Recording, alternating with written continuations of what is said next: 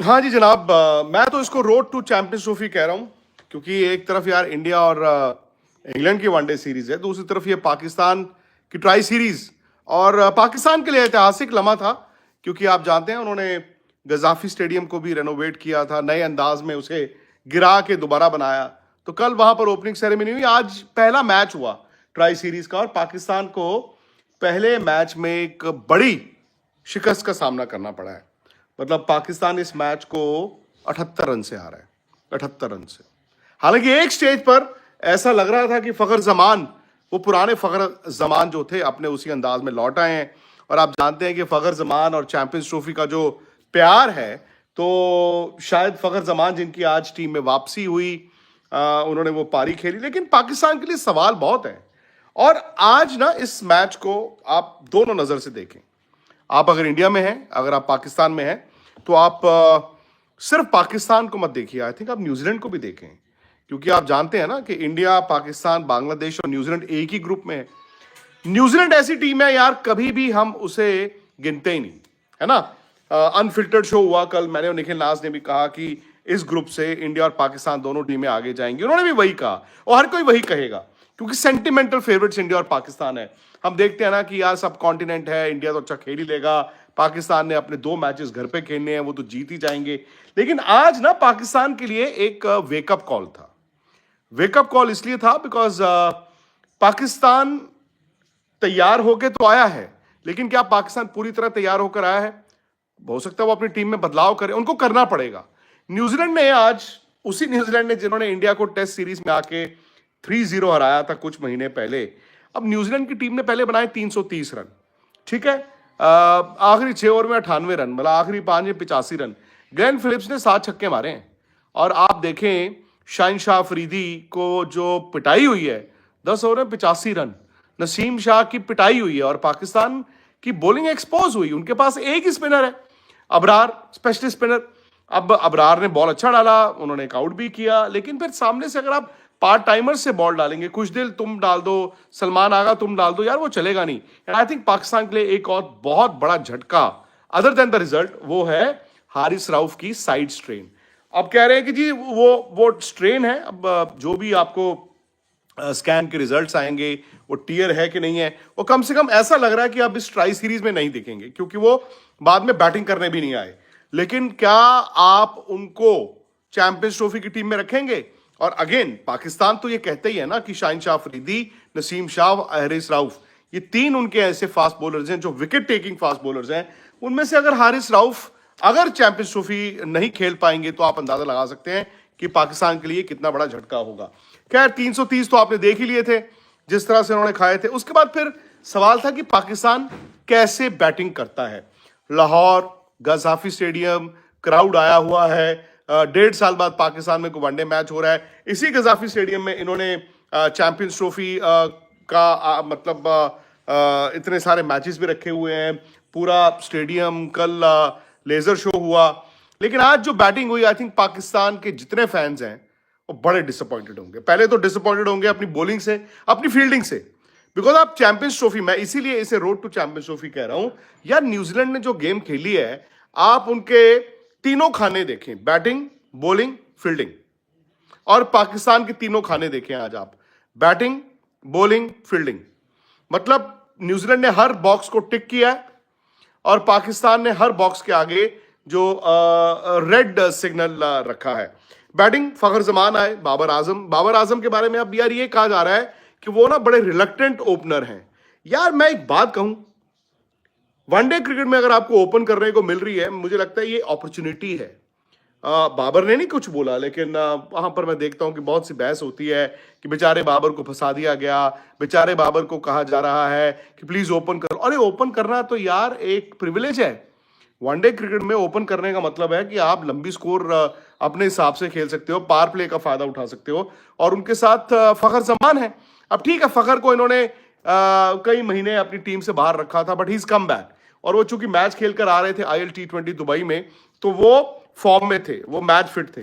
फखर जमान ने जो स्टार्ट किया है भाई आज, वो ऐसा लग रहा था ये वही न्यूजीलैंड की टीम, ये लाहौर था, वो बैंगलोर था, वर्ल्ड कप 2023 का मैच जिसमें इन्होंने भाई वो जबरदस्त 100 बनाया था। आज भी फखर जमान ने वैसी बैटिंग की। लेकिन फखर के अलावा किसी के रन्स नहीं है। बाबर 10 रन बनाकर आउट हो गए। अब देखिए, आप ओपन कर रहे हैं 10 रन, अगर आप 20, 22, 26, 28 गेंदों में बनाएंगे तो आप अपने पे और अपनी टीम पे प्रेशर बना के रखेंगे, बिकॉज आपको नई बॉल पे सिंगलें नहीं आती, बट चौके तो आते हैं। और 331 चेस कर रहे हो आप। ये तो साफ लग रहा है ना कि आप कहीं ना कहीं आपकी सोच ये है कि यार चलो अब मैं ओपन कर रहा हूं, मैं अपने रन्स तो कम से कम देखूं। लेकिन फखर जमान ने सामने वाले एंड से भाई खड़का के खेला।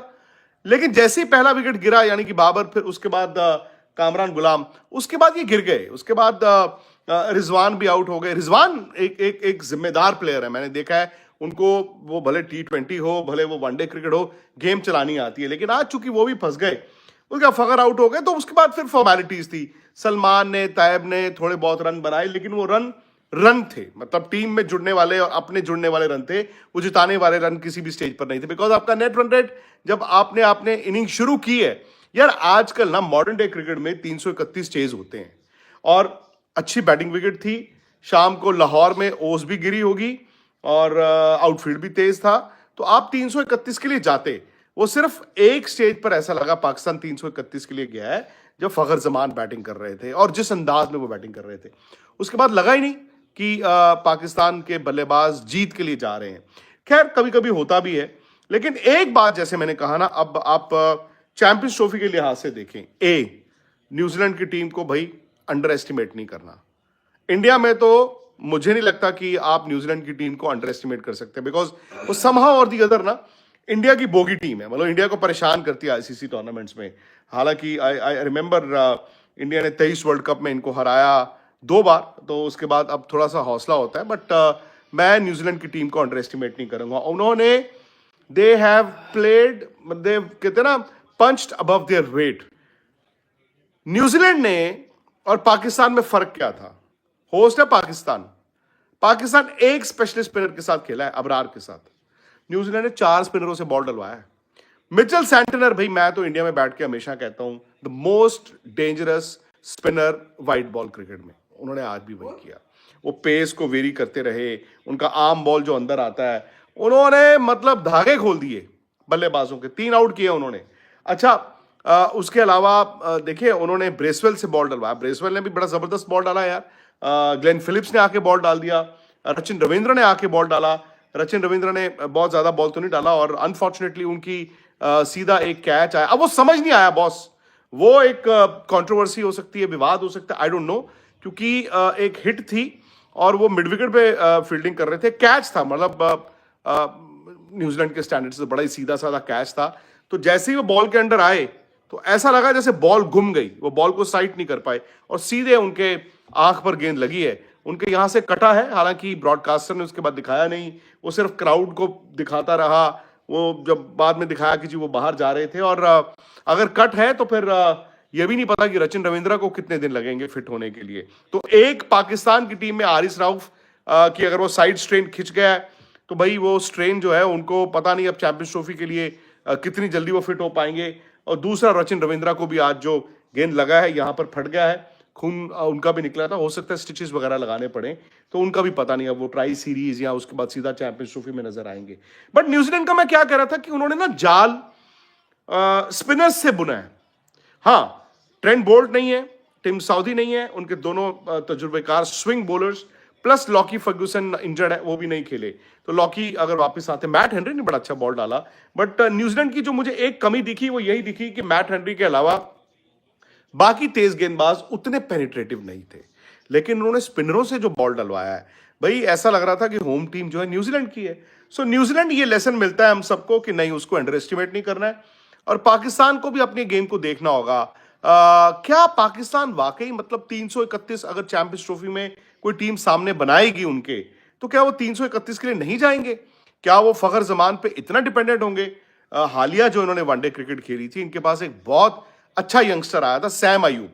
इनफैक्ट अगर सैम अयूब का वो एंकल ट्विस्ट ना होता, सैम अयूब और फखर जमान, मतलब मैं सोच रहा हूं कि 2 ऐसे ओपनिंग बैट्समैन होते, एक तरफ फखर जमान, एक तरफ सैम अयूब, तो शायद वो याद आ जाती 90s की, एक तरफ सईद अनवर, एक तरफ आमिर सोहेल, बड़ा डेंजरस ही ओपनिंग पेयर होता। बट चूंकि सैम अयूब नहीं है, क्या हो गया जी? अच्छा, तो सैम अयूब क्योंकि नहीं है, तो इसलिए अब वो बाबर से ओपन करा रहे हैं। और मुझे बड़ा डिफेंसिव सा आज ना पाकिस्तान का एटीट्यूड दिखा जो बैटिंग में था। बॉलिंग अगेन नसीम शाह, शाहीन अफरीदी, हारिस राउफ का पता नहीं, उसके अलावा एक specialist spinner. I think Pakistan को स्पेशलिस्ट स्पिनर अपनी टीम में चैंपियंस ट्रॉफी के लिए डालना होगा।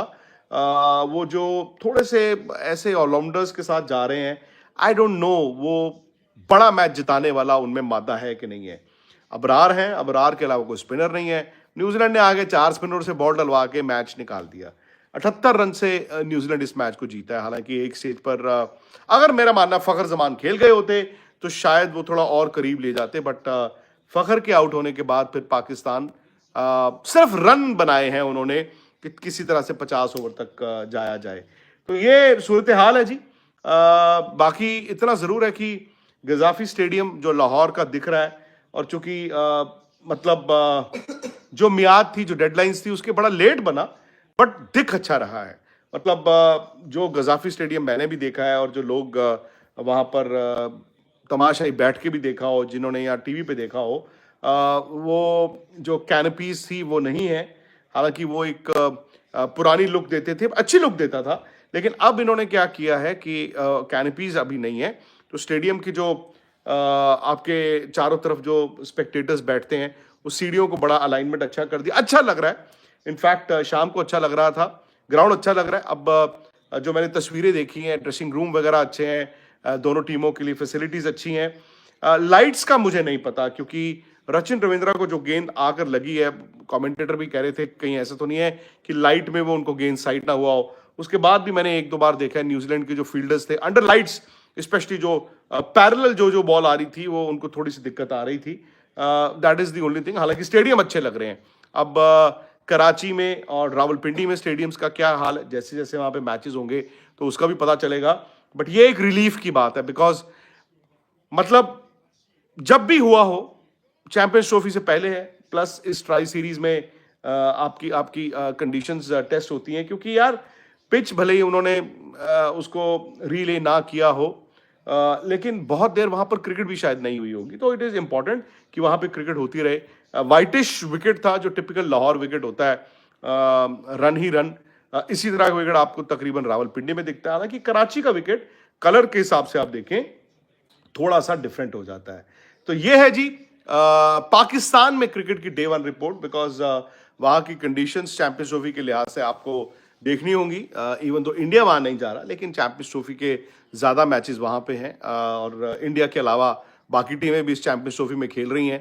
तो दूसरी बात, क्योंकि मैं इंडिया के लिहाज से देखता हूं और इवन पाकिस्तान के लिहाज से देखता हूं कि इंडिया में बैठ के हम पाकिस्तान, बांग्लादेश और न्यूजीलैंड को देखते हैं, और पाकिस्तान को भी देखना होगा कि इंडिया, बांग्लादेश जो कि सब कॉन्टिनेंट टीम्स हैं, उनके अलावा न्यूजीलैंड क्या कर सकता है। नाउ पाकिस्तान के लिए थोड़ी सी ये खतरे की बात हो सकती है, क्योंकि टूर्नामेंट का वो पहला मैच न्यूजीलैंड से ही खेल रहे हैं। टूर्नामेंट का पहला मैच वो न्यूजीलैंड से खेल रहे हैं, और चैंपियंस ट्रॉफी में क्या होता है यार, आपकी शुरुआत अगर अच्छी ना हो तो फिर बड़ी दिक्कत आ सकती है। एट द सेम टाइम मेरा ये भी मानना है कि India will also have to be very careful, because India का पहला मैच भी जो है वो आप देखें यार, बांग्लादेश के साथ है। बांग्लादेश ने भारत को परेशान किया है। इवन आईसीसी टूर्नामेंट्स में आप देखें बांग्लादेश ने इंडिया को परेशान किया है। कुछ प्लेयर्स उनके चले गए हैं, जाहिर तौर पर उस लेवल की उनकी टीम शायद नहीं, बट अच्छे फास्ट बॉलर्स लेकर आए हैं। और दुबई में जो मैं ILT20 देख रहा हूं, वहां पर फास्ट बॉलर्स को मदद मिल रही है, स्विंग बॉलर्स को मदद मिल रही है। So Bangladesh, India will have to be very very. आप बांग्लादेश को हराते हो, फिर पाकिस्तान कंपैरेटिवली आप इजी खेलोगे। हाँ, अगर आप पहले मैच में फंस जाते हो तो फिर पाकिस्तान वाली गेम भी इंडिया को वो दबाव लेकर आती है। And same goes for Pakistan. उनका पहला मैच न्यूजीलैंड के साथ है, और अगर न्यूजीलैंड और पाकिस्तान का वो चैंपियंस ट्रॉफी का पहला मैच वैसा हुआ जिस तरह का आज हुआ है, सो पाकिस्तान भी दुबई फिर बहुत ज्यादा दबाव लेकर आएगा। और हम जानते हैं कि एक वक्त था जब पाकिस्तान की टीम जितना दबाव उतना निकल कर आती थी, उतना निखर कर आती थी, लेकिन ये मौजूदा टीम को हमने देखा है कि जितना दबाव उतना ये दबती भी है। सो न्यूजीलैंड न सिर्फ आज मैच जीता है, बट आई थिंक न्यूजीलैंड ने तीनों सब कॉन्टिनेंट टीम्स को एक बार फिर चेता भी दिया। उन्होंने बता दिया है, हैंग ऑन, हमें अंडर एस्टिमेट मत करना, ये गलती मत करना, बिकॉज वो सीरियस कंटेंडर्स यार हर बार आईसीसी टूर्नामेंट्स में रहते हैं। तो ये है जी फिलहाल सूरत हाल। और बाकी अगर आप मेरी बातों से इत्तेफाक रखते हैं, फिर वही आपसे दरख्वास्त है कि प्लीज इस वीडियो को लाइक करें, शेयर करें, सब्सक्राइब जरूर करें स्पोर्ट्स तक को, क्योंकि ये जो रोड टू चैंपियंस ट्रॉफी में जो इंडिया वर्सेस इंग्लैंड सीरीज है यार, उस पर नजर रहेगी। साथ ही साथ जो पाकिस्तान में अब ये ट्राई सीरीज है उस पर भी नजर रहेगी, बिकॉज कंडीशंस के लिहाज से, प्लेयरों की फॉर्म के लिहाज से, इन सारी चीजों के लिहाज से देखना बड़ा जरूरी होगा। मेरी तो इनफैक्ट नजर ILT20 के फाइनल पे भी रहेगी, Desert Vipers versus Dubai Capitals, because इस टूर्नामेंट में हमने देखा प्लेइंग कंडीशंस कैसे बदलती रही हैं। इनफैक्ट लास्ट के अभी जो मैचेस है उसमें बैटिंग के लिए बड़ी अच्छी कंडीशंस है, बिकॉज ये मैच जैसे ही खत्म होगा ILT20 का फाइनल, उसके बाद दुबई स्टेडियम ICC को हैंड ओवर कर दिया जाएगा, और उसके बाद बहुत ज़्यादा वक्त नहीं है, क्योंकि तकरीबन 1 महीना वहाँ पे क्रिकेट हुई होगी, थोड़ा बहुत वेयर एंड टेयर पिचेस में रहता है। सो उसके बाद देखना बड़ा ज़रूरी होगा कि इंडिया जब पहुँचता है दुबई तो वो कंडीशंस कैसी होती हैं। तो इन सब पे हमारी नज़र रहेगी जी। बाकी आप लोगों से वही दरख्वास्त है कि प्लीज़ लाइक ज़रूर करें और शेयर करें, सब्सक्राइब जरूर करें, है ना। चलिए कल आपसे अब स्पोर्ट्स तक के स्टूडियो में करेंगे मुलाकात। Good night.